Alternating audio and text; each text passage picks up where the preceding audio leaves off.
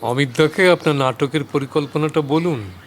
অমিতদাই তো সব থেকে আগে শুনেছে। হ্যাঁ হ্যাঁ হ্যাঁ যখন এটা আইডিয়ার পর্যায়ে ছিল তখন থেকেই তো হ্যাঁ, অমিতদাই তো উৎসাহ দিয়ে ওকে কমপ্লিট করালো। তুমি গোটাটা শুনেছো? হ্যাঁ, and in all my senses আমি এইটুকু বলতে পারি যে নবকৃষ্ণের মতো রবি ঠাকুরকে আর কেউ ধরতে পারেনি। শুনলেন? এরপর তো আর কোনো কথা হতেই পারে না। হ্যাঁ আপনি রিহার্সাল শুরু করুন, যান। হ্যাঁ, ওই মাছ ভাজাটা নিয়ে যাবেন। তুমি খাবেন না? না, থ্যাংক ইউ। এই দেখ, বাঙালির কাছে every time is feast time. আমি খাই। শ্রীকান্তের আমি চিনি গো চিনি তোমারে, এইটা আমার একদম অসাধারণ লেগেছে।